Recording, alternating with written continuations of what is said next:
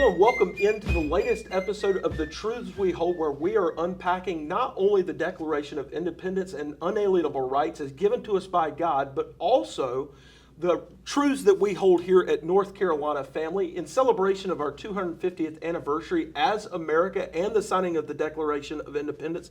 I'm joined by our Director of Research and Education, Adamo Manfra. I'm Mitch.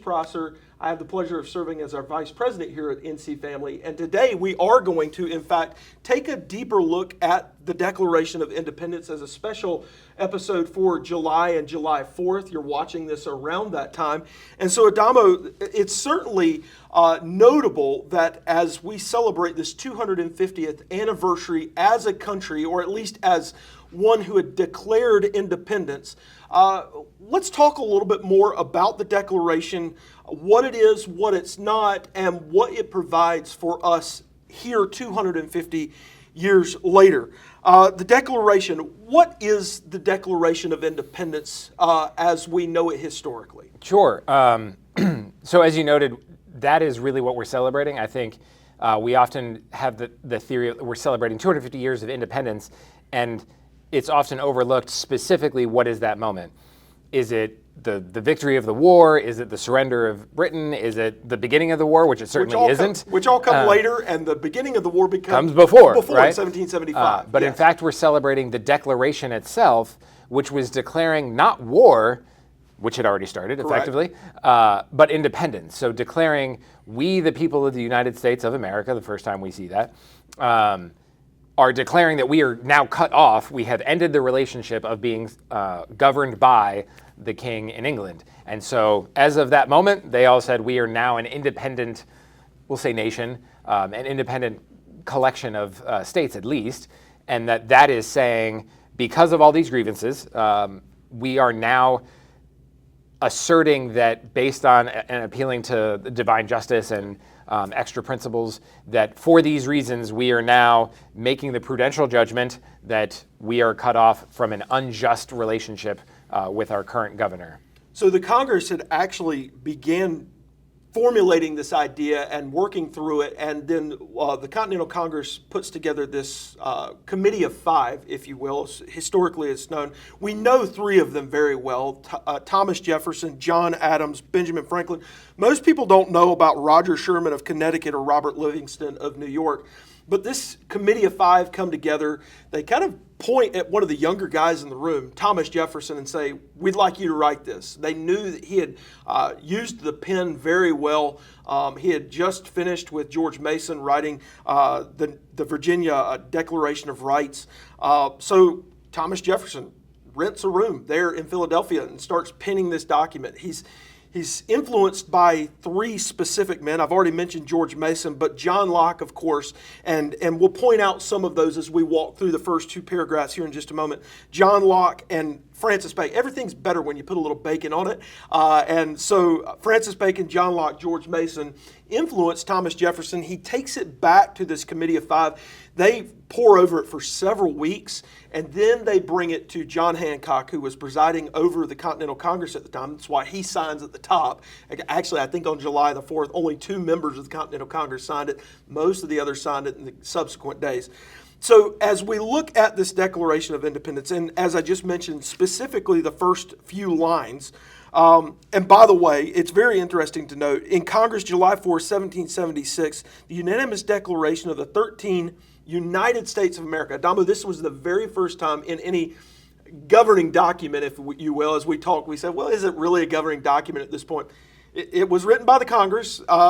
This is the very first time that the United States of America had ever been written on a governing document. So that's notable. We'll drop down to a Bacon line, if you will. Again, Bacon's always a good thing. The laws of nature and nature's God. They speak of the dissolving of these political bands and how it's necessary to separate from an equal station to which the law of nature and nature's God entitle them. How does that apply to them then? How does that apply to us now when it comes to understanding how government works, how the people are connected to that government, and specifically with the laws of nature, natural law, and the God who gives us those laws? Yeah, so this is definitely appealing to, as I mentioned, the sense that they're sort of appealing to a divine justice and something outside of purely governmental rights, if you will, and appealing to, again, inalienable rights, which they'll talk about, but saying that sort of a natural law perspective almost, although that can be a loaded term for different people, and they may mean different things by that, but that they're getting at that once human laws or positive laws or governing laws become unjust and in conflict with God's order of things and the laws of nature that God has built into the human person and human society, that at that point it is incumbent upon the citizens to declare such systems unjust and invalid. And that is what they're going at here, is saying, based on these principles that stand outside, above, beyond, beneath, whatever preposition you want for that, that based on those principles and that perspective, they are feeling obligated and behooved to declare nullified the unjust governing structure that they're facing. Right, and in the subsequent pages, they walk through a myriad, several grievances by which King George had really torn asunder this relationship. Because he has done these things, we must now separate. They're not declaring war. As you so aptly put it a moment ago, they're declaring independence. Do you think there's some sense whereby, yes, battles have already occurred, a little bit of a slip there with Concord and Lexington having occurred almost a year earlier.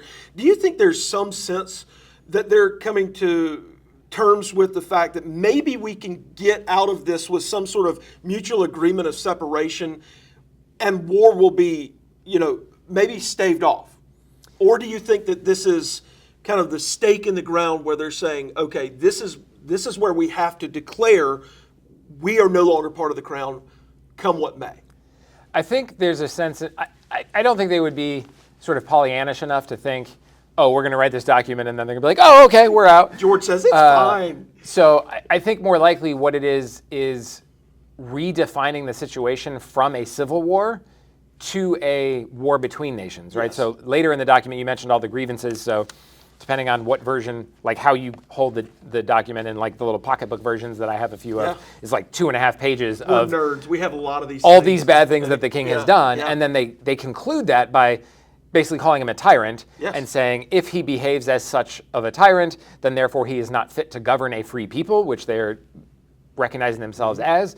And then they go on to say that we've appealed also to our British brothers and sisters and tried to get them to stand up for us and invite the king to right these injustices. But because they haven't, we now see them as effectively foreigners. That's not how it's written, but it's saying that we now see them as enemies in war and friends in peace. Yes. So they're saying this doesn't have to, the end of this document doesn't have to be war, but if you're part of Britain at the end of this document and we're at war, then that's war between, we'll say, nations for the sake of modern language.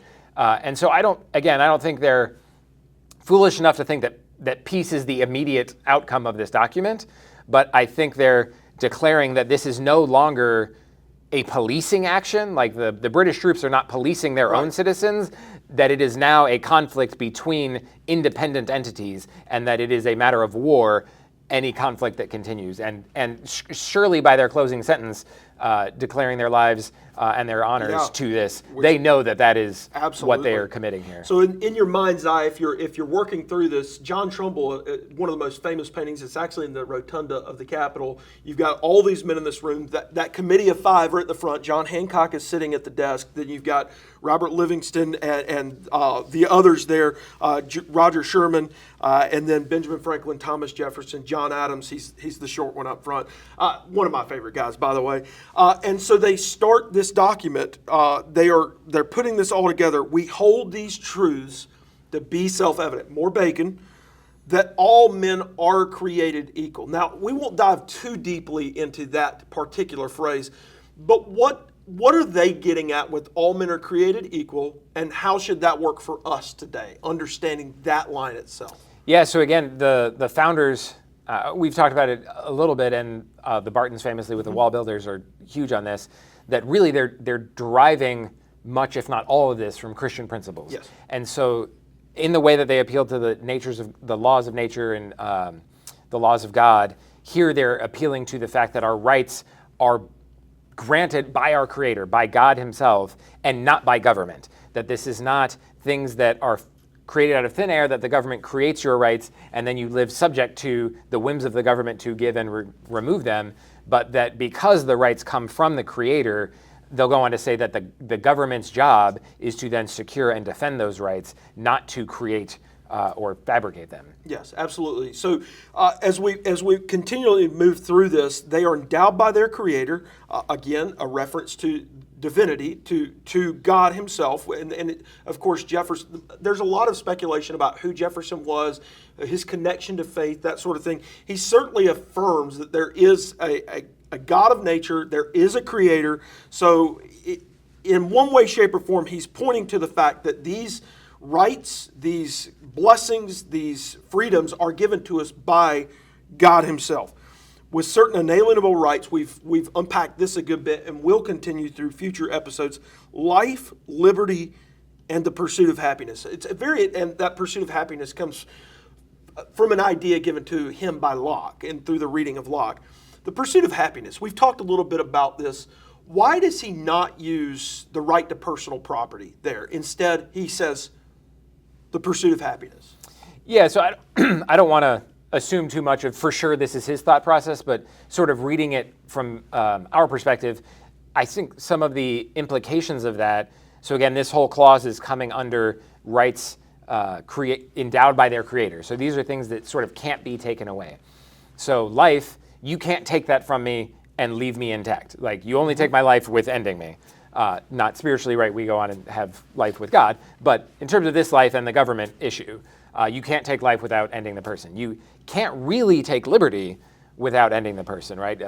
Braveheart, famously, you can take our lives, but you can't take our freedom. As long as you're alive, you're free. Yeah. Even in prison, certainly you've lost some of your sort of small f freedoms, but your personal freedom to worship God and know God and love God and speak truth can't be taken from you without ending your life. And then private property versus pursuit of happiness pursuit of happiness fits in that latter category, where even imprisoned, even if you take all your goods, even if you kill your whole family, which would be tyrannical beyond measure, you still can pursue happiness and meaning and purpose in God. The Old Testament is replete with people in suffering, but still faithful to God. Job as a famous example. Absolutely. But if you say private property, then you have the issue that, well, the government physically could come take all your stuff. Now it would be unjust, and I think that would be the kind of thing that the government should be designed to protect you from, but it physically can be done.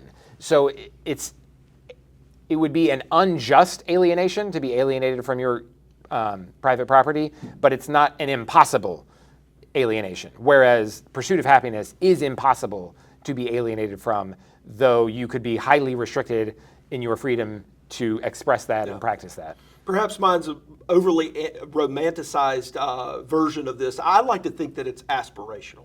I like to think that he is saying, we're going to give you, as all men are created equal and given by God these inalienable rights, we're giving you a level playing field here where you have the opportunity to pursue a purpose, a calling that is only given by God.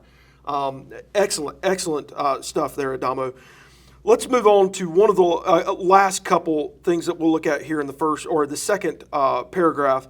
To secure these rights, governments are instituted among men, deriving their just powers from the consent of the governed. Again, another Locke idea. What does this idea of receiving their authority from the consent of the governed mean then, and does it apply to us today? It certainly applies today, and for thinking about today, I kind of actually want to start with the negative of this. Okay. So what it is not. So I think some people might read this today and have this sense that if the federal government is doing anything that any individual citizen doesn't like, well, that's not the consent of the government, burn it all down. Yes. And that is not what it means, and we may go on to it separately, or I'll bring it in here now. Very soon hereafter, they'll talk about that prudence dictates that a long-standing government should not be sort of carelessly and casually thrown over. Yes. But that in fact it should be a significant issue that would drive you to think, let's end this governing relationship. And so consent of the governed, bearing in mind that just the next sentence it's going to make that clarification, or maybe two sentences later, must mean something more like the entire body politic, so the citizenry as such, not the citizens as individuals, but the citizenry as such, is in a relationship with the government. And that when that relationship becomes unjust, not when an individual citizen doesn't like what so-and-so is doing, but when the nature of the government, what the government is, when it goes from, let's say, a virtuous monarchy to a tyranny, or a good democracy to a tyrannical democracy and mob rule, at that point, the relationship ceases to be just, and so the citizenry no longer consent to that form of government because it's become an unjust form of government. And that is what they're getting at, that at this point, again, 2.5 pages of grievances, that the relationship that they have with King George has ceased to be one that the citizenry can consent to that model. And they had appealed. And I think that there's a biblical model for this: pray, appeal, and then object. And I think they had walked through this process. They had followed some sort of a biblical model, in their opinion, in their mind, and I think accurately so.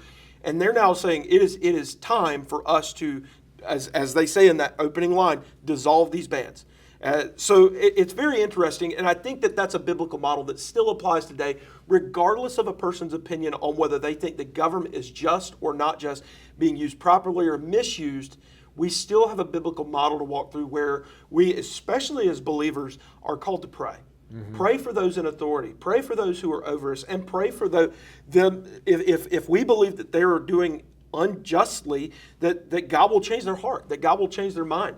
And if not, then we appeal, and we do so respectfully. I think of Nathan in the Bible when he goes to David. He appeals to David and says, "Hey, this is wrong. You know you're wrong." And David goes in a little mint. And if not, then we confront. Then we say, we object to this. We can no longer tolerate it.